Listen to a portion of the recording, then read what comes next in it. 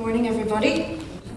My name is Susie Millar, and I'm here wearing two hats, I suppose.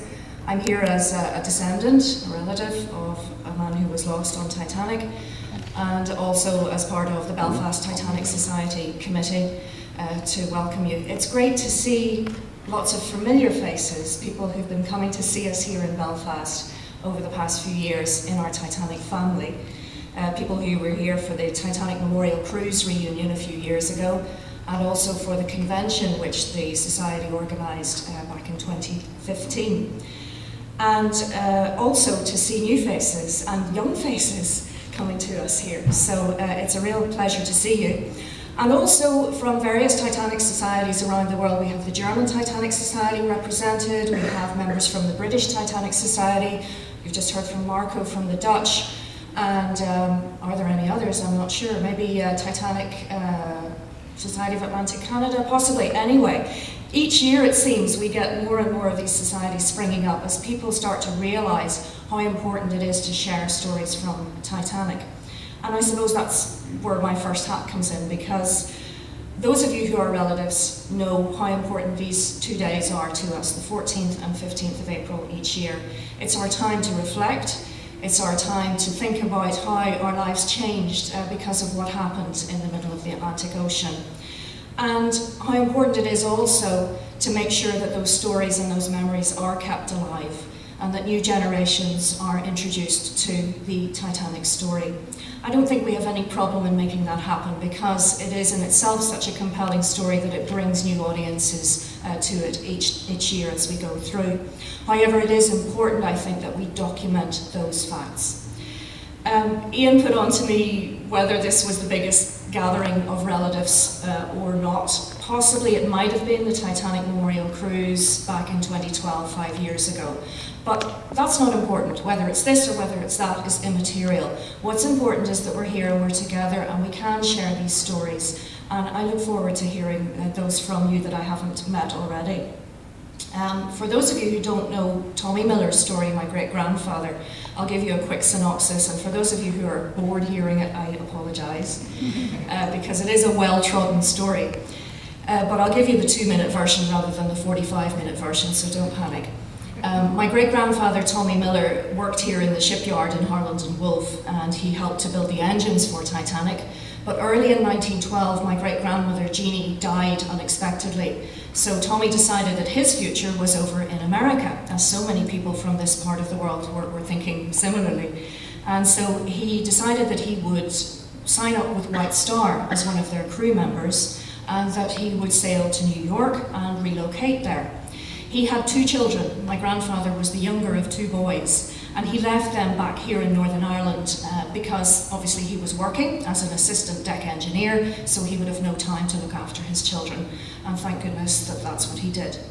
So when he left Belfast on the 2nd of April 1912, he said goodbye to my grandfather and his brother. He took them to one side and told them to be good for their Aunt Mary, who was going to take them under her charge along with her 8 children. So how they all fitted into one little cottage, I don't know. And he gave them something each as a memory of that day. Each of them was given 2 1912 pennies and told, don't spend those until you see me again. So he sailed off down Belfast Lough, heading for Southampton, and my 5-year-old grandfather watched from the shores at Carrickfergus with his 2 pennies clutched in his little hand. And he couldn't understand why everyone was cheering as the ship left, because for him it was such a sad day. So anyway, eventually word came back as to what had happened to Titanic. It took a little longer for the detail to be confirmed that my great-grandfather Tommy was not amongst the survivors. My grandfather learned of this as he was sailing his paper boat off the shores of Belfast Lough, and his cousin came to tell him, just as she started to convey what had happened to Titanic, my grandfather's little paper boat sank, and that gave her chance. She said, oh, your wee boat has sunk. Do you remember the big boat that your dad sailed away on? Of course he did. She said, it went the same way as your wee boat, and it hit an iceberg, and your dad was drowned. So at that point, my grandfather remembers that he had been told to keep those 2 pennies until the family was reunited, and that wasn't going to happen. So he made the decision he would never spend those 2 pennies, that he would keep them all of his life, and they're still around today.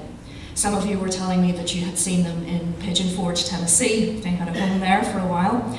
They're currently in Branson, Missouri, and at the end of May they will move temporarily to the Ronald Reagan Presidential Library in Simi Valley, California, as they stage a 6-month Titanic exhibition to, I suppose, tie up the fact that Titanic's wreck was discovered during Reagan's presidency back in '85.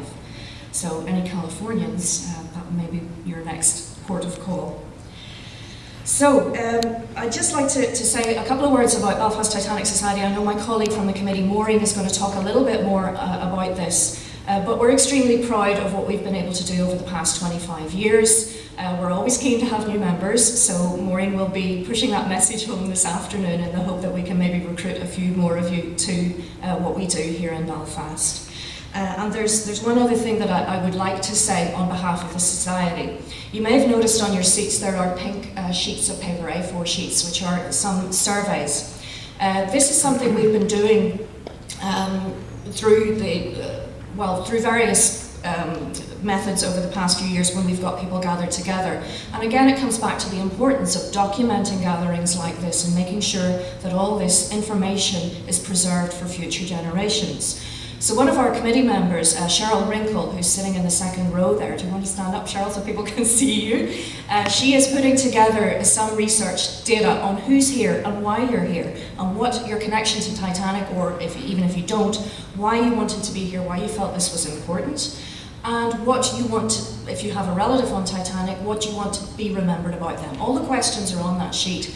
And we hope that over the next 24 to 48 hours you'll get a chance to fill that in and return it to Cheryl. She's going to have a Titanic bag, which those will all go into. So when we're gathered together, we'll be going around to see if you can do that.